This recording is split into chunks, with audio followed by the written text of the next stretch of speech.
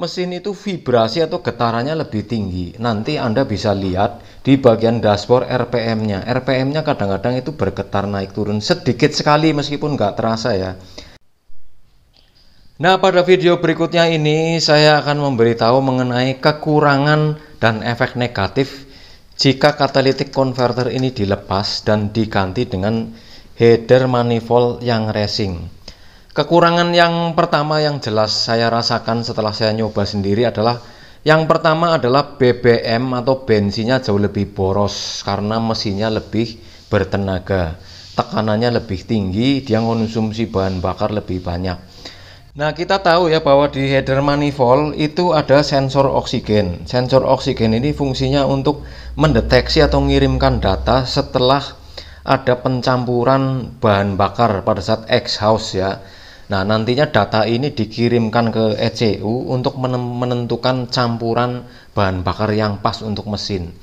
Lah, kalau catalytic converter filternya ini dilepas, loss keluarnya langsung loss ke sana, tentu datanya sudah tidak seakurat pada saat masih original. Meskipun dampaknya nanti tenaganya sangat besar ketika katalitik ini dicopot atau dilepas.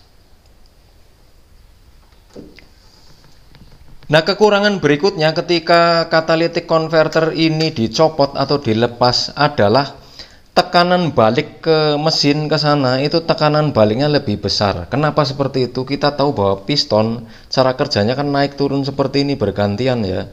Pada saat exhaustnya ini loss keluar semua, itu tenaganya memang gede. Kenapa? Karena piston tekanannya lebih tinggi. Pada saat piston yang pertama naik, yang kedua balik ke sini, pada saat naik turunnya itu tenaga baliknya lebih besar karena plong, tidak ada filter yang menghambat.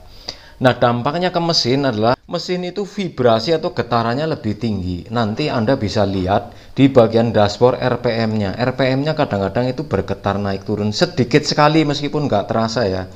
Tapi nanti kalau Anda pegang di sini, nanti ada getaran sedikit pada saat si manifold headernya ini dilepas diganti ya. Yang original ini dilepas diganti manifold racing. Itu vibrasinya lebih tinggi.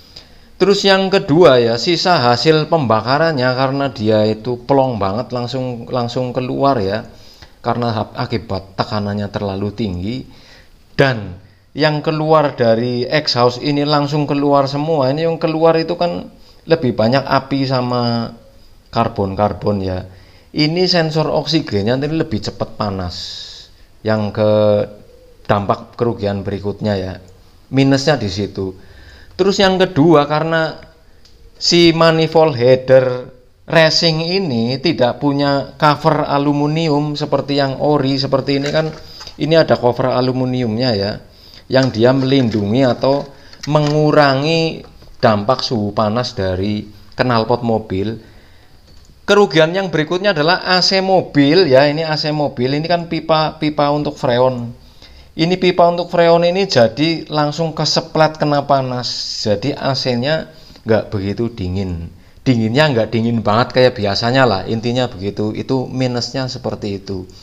Jadi kalau misalkan Anda punya keinginan ingin melepas catalytic converter karena ingin tenaga yang lebih besar, ya sebenarnya nggak masalah. Dampaknya juga nggak begitu langsung terasa. Memang efeknya jangka panjang.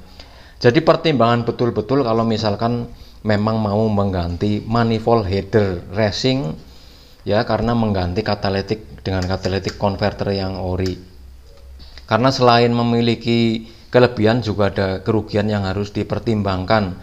Dan saya mengganti catalytic ini juga nggak coba-coba, nggak sembarangan, karena memang ini catalytic converternya bunyi dan saya belum punya cukup banyak waktu untuk bongkar belah, ngelas, ngambil yang rontok itu. Akhirnya daripada kelamaan saya pakai manifold header yang racing seperti yang plong, nggak ada catalytic converternya.